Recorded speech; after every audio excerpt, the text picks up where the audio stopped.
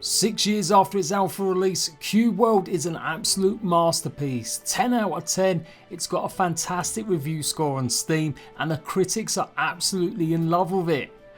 I really wish I could say all that stuff was true. What has gone wrong with Cube World? My name's Jade, I've been liking this game, I've been enjoying it, but I am definitely in the minority. Cube World has only just gone live a few hours ago and the reviews are in and it's not a good look at all.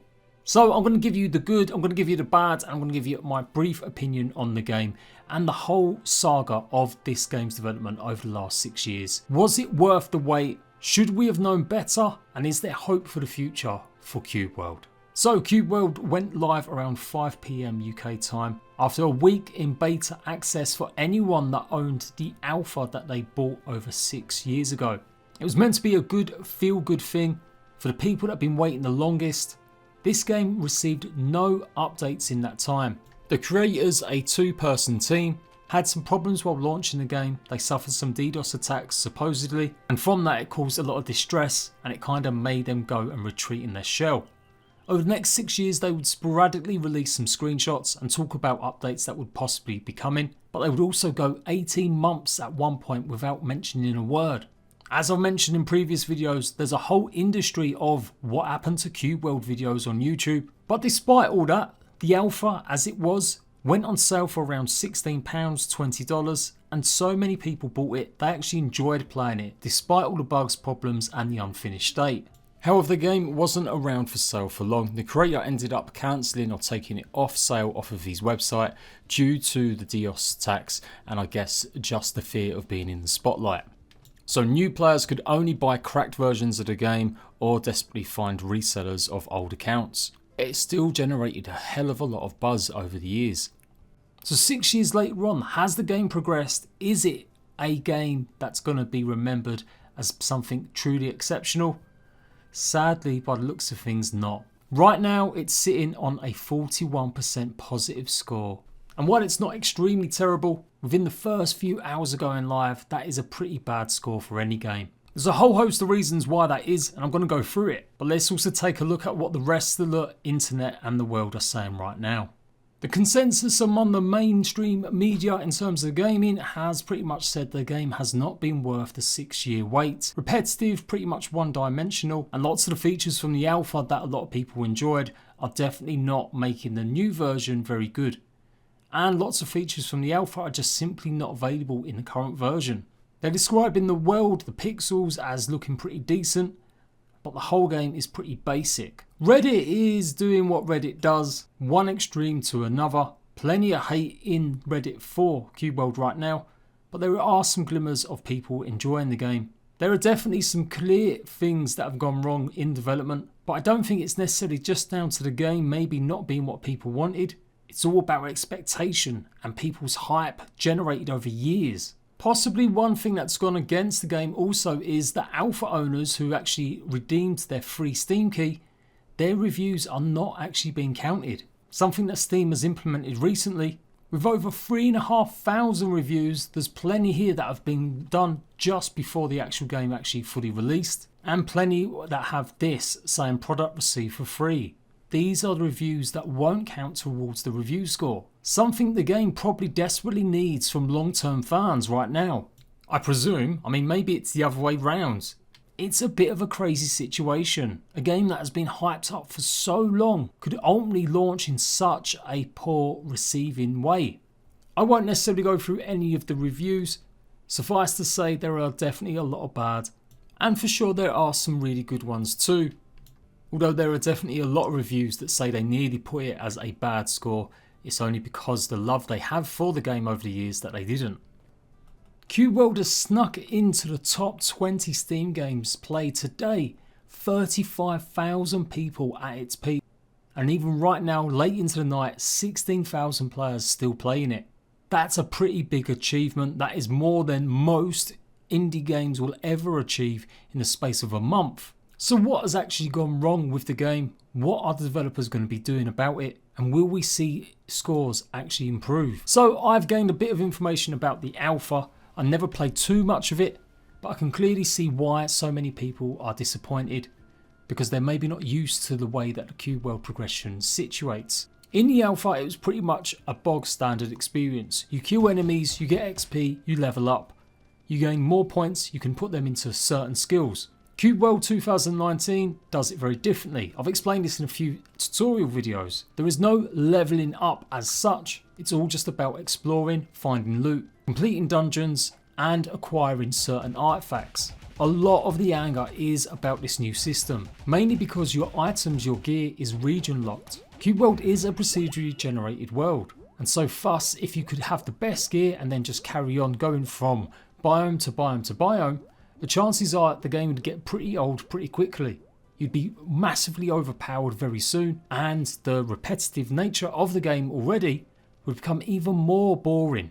So having it that you clear each biome as if it's a stage, as if it's a world to complete, is a pretty solid good idea, and it's something pretty different. I can only imagine the developer really thought of this as a good way to help with the procedural nature, so that every tile would have different enemies, because it would be a different type of biome, different challenges, but there would still be the same way of progression. You have to go and find certain key items all around the world. Some of them will help you craft brand new armors that are much higher grade. Others will help you get around like a glider or a boat. But these items don't carry with you to the next stage either. It's not just your weapons and your loot that you find. For every biome that you travel, you have to find these key items once more, if you really want to try and complete that biome's biggest challenge, which is one of the dungeons that houses the artifacts. So players are finding out that it's just really not worth the chore. Everyone's getting owned for hours on end trying to learn and work out the game, because there's also no tutorial. The lack of hand-holding at the very beginning definitely hinders this game. I've likened it to a Dark Souls, but in a pixelated Minecraft cute way. But that's not because the gameplay is really intelligently designed. It's because it just simply doesn't actually tell you what to do, or even give you really any big hints. There is more on the actual website about how to play the game than there is in the game itself, and that's a massive problem. I spent a good 4 hours myself, maybe even 6, by the time I'd got more of the artifacts and really got to grips with how to play the game. Combat across the board is being panned as pretty much bog standard, with no real interest from the enemies that you're fighting, only a few of them offering something unique or different while challenging them. The classes themselves, again, lots of people are disappointed that you can't just simply put points into the skills. You can only now choose presets. All 4 classes do have a subclass, but some are definitely a little bit hit and miss. There are all sorts of other bells and whistles that would normally I would be praising. Pet system's pretty cool, trying to find that rare pet that you want because you need to feed it a specific type of food that you can only find by killing enemies, adds a little bit more to that good loot grind. But for sure, the biggest complaint is that not being able to take that loot you found and having to restart all over. People just don't seem to grasp that is the way the game is. It's not really a fault. It's clearly something they've worked at, and they really wanted this world to be something that you would go through in stages. But that's if you've got the patience and more or less the threshold to sit through quite repetitive gameplay. I personally am enjoying Cube World. Whether or not it's because I just want something that I don't necessarily have to think too much about, it's definitely a game that's got at least 15 to 20 hours of good interactive fun. Maybe after that 20 hours I could definitely see the repetition setting in, and definitely some frustration with not being able to use your loot from region to region. But I understand and I get the system that they've tried to implement. Just the other features around it just aren't interesting enough, or at the very least they're a little bit too basic. The developer has said he's going to support the game future, but as his past history has been pretty specky, putting a lot of it down to anxiety, depression and stress, I can't imagine we might see too many updates. So that's the feedback, that's the review so far, and that's what I think the game needs, or the problems and issues that most people are having with the game. For its best part though, it's a colourful world. I love the different types of enemies that roam around, and even if it doesn't make much sense, it's quite nice running into all sorts of different creatures. There are somewhat tiny little puzzles that you have to kind of solve when you get through to castles, and the dungeons themselves are a real challenge. So that sense of accomplishment by gearing up slowly, finding the right level creatures that you can take on, and eventually trying to clear out a dungeon is absolutely a really good mechanic, and I really like that part of the game. What can they do for the future? Well, it's looking likely they're going to need to really amp up the AI of the enemies. Find some way to differentiate. At the moment, you're just doing this Benny Hill dance, continuously just running away from enemies because you realise you're about to get owned. In the early hours, you're literally only going to be able to take on some harmless pets and domicile creatures that litter around the village. And even then, the piggies can get you. It's such a shame. So that's what I can attribute to the game, and that's what I contribute to everyone's feelings. But there's something much deeper about why this game is not being received very well. I say deeper, it's probably not that hard to pinpoint. 6 years ago, the gaming world was very different. Block games were coming to the fore, Minecraft hype was huge, and so anything that looked slightly like Minecraft was going to be given a real good shot. Despite Cube World being absolutely nothing like Minecraft apart from the blocks, people really expected this game to be something special. To put it in some type of context though, take a look at Google Trends over the last nearly 10 years. And although Google Trends can be a little bit iffy, it definitely demonstrates how much something is very popular in that moment. You can clearly see that Minecraft deserves its place as one of the best games of all time. And even at its height, Fortnite has still not managed to ever beat the interest generated by the content, the search times, pretty much the Minecraft hype. But if we actually take a little look at little old Cube World when it came out in 2013, you can see games that were also really big and are still massive right now, like Ark Survival Evolved. At its most highest popularity, it never managed to break what Cube World had. Admittedly, Cube World was pretty short. As quickly as it rose, of course, it did then sink because it just never received any updates. Content for the game disappeared and the creator disappeared from view for long periods of time. But it does demonstrate how much hype, how much this was in lots of young gamers' minds. Fast forward to 2019 and a lot of them kids are now little edgelords. I'm joking. I'm not going to be that harsh. But for sure, the internet culture has changed. Gaming culture has changed. Outrage culture is at the moment dominating all forms of content, and it feels like every other minute there is something to get controversial about, with everyone getting their pitchforks ready. So when you take a game that a lot of people have seen content on over the last 6 years, a lot of players actually bought, and a lot of hope built up, a lot of hype, and probably a little bit overblown hope about what the game really was and stood for, you can kind of see how it would end up just being a bit of a mess. I really wanted this to be a feel-good story. I really wanted Cube World to be triumphant and get fantastic reviews and show people that 6 years in the making, it wasn't just a cash grab. It's been bandied around a lot, and at first evidence it's pretty easy to see why. But I would argue it's not a cash grab. The game was in a very good playable state even for an alpha, considering the small amount of people that actually worked on it, a 2-person team. The price of it at the time, I think people have probably got their value if they've carried on playing Cube World over the last 6 years. What they're lamenting now and what they're angry at is that the game isn't the same as it was, or it certainly hasn't improved in their eyes.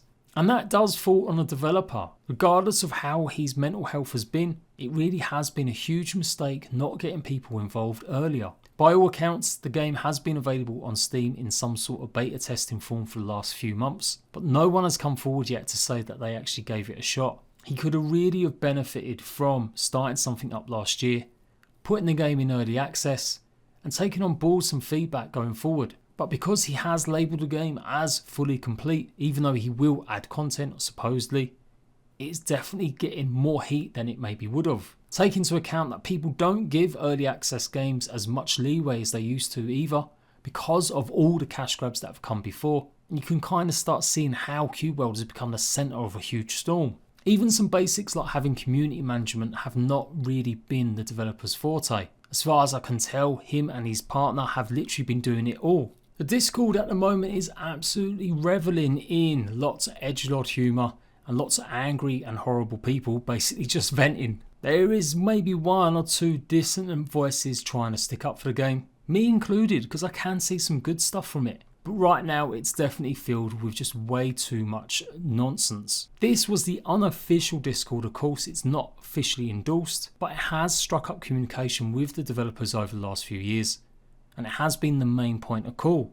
And so you go through the chats throughout today, and you're lucky to find too many posts from the moderators that actually are meant to serve the community and the game. It looks like they're intent just to let people carry on yapping without trying to steer the course of the conversation into all different directions. There have been reports that lots of people have been banned straight away for any slight criticism. In the last week, the game has received daily updates through the beta, improving and fixing bug fixes, and to their credit, a lot of the stuff has been fixed absolutely super quick. But it hasn't helped that one of the developers ended up deleting a forum thread that had lots of criticism. Under the guise that there was lots of personal insults and just lots of name calling in it, they not only deleted some threads that maybe did have that stuff, they accidentally deleted one thread that was pretty much just a good focal point for constructive criticism, even going so far as to post something about it, saying that it was a mistake that they weren't used to moderating the actual Steam forums.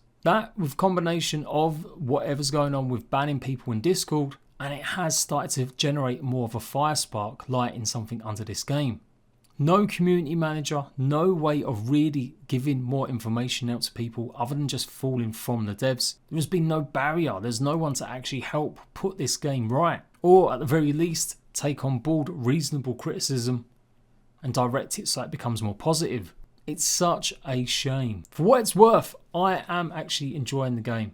Like I said, I can see myself getting 15 to 20 good hours out of it, and that's much more than some other games that have priced up double that. But there's no getting away from the fact, objectively, the game isn't a great game. It definitely isn't what people expected from 6 years ago, and the developers' refusal to get any sort of input in that time has really gone against it. If this game had come out 6 years ago in its current state right now, I still think it probably would have been a lot more popular than it is. But people have moved on. There are games like Trove, umpteenth other Minecraft clones out there nowadays. Not to mention some good games like Portal Knights and Dragon Quest Builders that have that same familiar feel of exploration and possibly having something extra with the building and crafting. The Cube World devs haven't committed a cash grab here. They clearly have revamped the game. It is definitely in a much different state than it was during alpha. Everything from the graphics as well as the controls. And while all of it's not good, I don't think there's any reasonable way you can say it's a cash grab. It's a game maybe that not everyone's going to enjoy, not everyone's going to like, and objectively you could argue it is a bad game. But that doesn't make it a cash grab. For me, a cash grab is when a company really goes out of its way to sell a product that doesn't match what it's suggested and used all sorts of baity and lies manipulation. Cube World has made a concerted effort to be some sort of game. Just unfortunately, the game isn't what everyone wanted. From here, I can only assume the developer's going to knuckle down, keep putting the updates to bug fix any issues. It runs reasonably well, it looks great, the frame rates are pretty decent for me. I would say it's probably one of the better releases I've played in recent times in terms of graphical looks and just performance. But for sure, he's needing to work a different way to get progression rewarding, to make some of the combat loops a little bit more interesting, and possibly give players something else to do. Whether or not it's plonking down houses pre-built, or some other way to add something to the game to make it that you want to stay in that biome, or give real incentive to go explore the rest of the world. The future is not bright for Cube World. Hopefully it's a learning lesson for them. Let me know what you think about Cube World. There are obviously many more issues and problems a lot of players have, but some of that affects players very differently. I know a lot of people are upset with the RNG nature of the loot and it's been unbalanced. But equally, I've still found lots of reviews and lots of comments from people saying that they love the way the game has changed and it does kind of make sense. So it's one of them ones, a difficult game but not a cash grab. I am Jade, I give you good news, I give you bad news, I give you my opinion on great stuff that's happening, and I also give you my honest opinion about when stuff has gone wrong. Don't forget to like, make sure you subscribed, and I'll see you guys for another video very soon.